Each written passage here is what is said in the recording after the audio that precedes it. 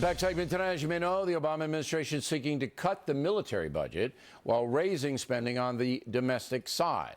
Pentagon's 2015 budget calls for shrinking the Army to its smallest size in 74 years. That has angered Ambassador John Bolton.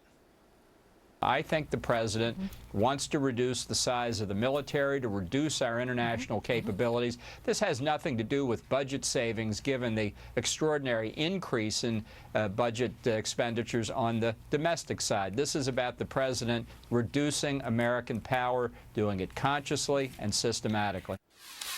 The ambassador joins us now from Washington. That's a very provocative statement, that the president of the United States intentionally is trying to diminish American power.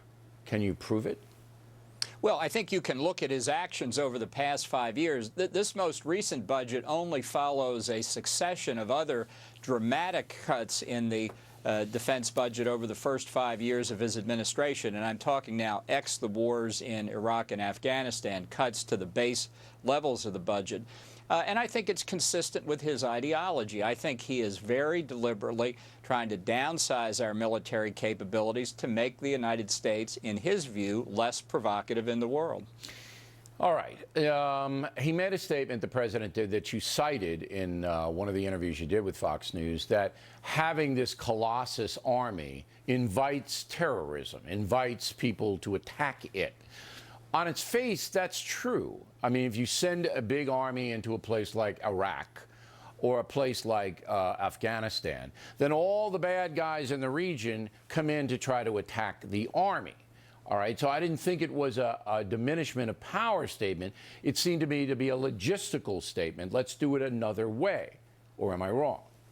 Well, I think it's wrong historically. He said this in the State of the Union message just last month that got very little attention, that long-term deployments may ultimately feed extremism. But the historical record is to the contrary. We've had long-term troop deployments in Germany, Japan, and South Korea since World War II and not fed extremism there. But it's a reflection of his ideology that we're too strong, we're too assertive, we're too much in the world, and that our very presence is it what provokes animosity. So in his view, if America is a declining power, we withdraw from areas where we currently have influence, being less provocative, the world will be a more stable place. I think that's the exact let me play opposite devil's of reality. advocate here. In the examples you gave, North Korea, Japan, and Germany, we defeated South Korea. We defeated the battle there. We won the battles there. In Korea, it was a stalemate, but we were occupiers, and we didn't have a guerrilla warfare against us by the Japanese or the Germans or the South Koreans. In the Muslim world, which is where we are now, we do.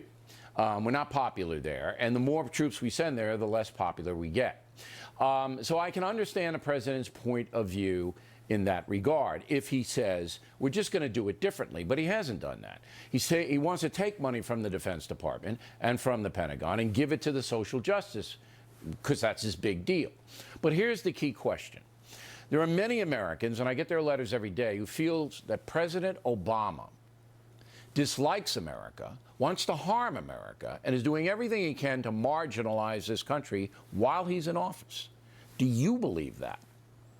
No, look, I'm not a shrink. I don't know what motivates him. I think you can explain this in ideological terms, and I think what he says, what he believes, what he does, you would not find much disagreement with in the faculty lounges of where he went to school, Columbia and Harvard Law School.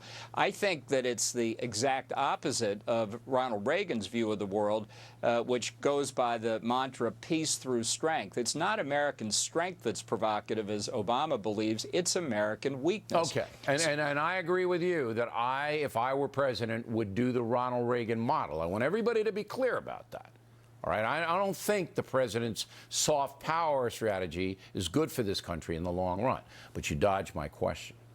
Do you, Ambassador John Bolton, believe that the president of the United States is actively trying to diminish the power of this nation?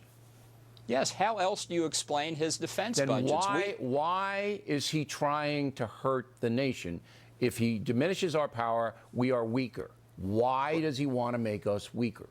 Well, as I think I said before, in his view, a weaker America is a less provocative America and therefore will contribute to international peace and security. I think it's the opposite. I think a weaker America so you really invites believe challenge. that he wants to weaken this nation, and he believes by doing that we will be safer. That is his view. I believe that's correct, and I believe that's the predominant view in academia in America today. All right. Thank you, Mr. Ambassador. Very interesting. In fact, we had a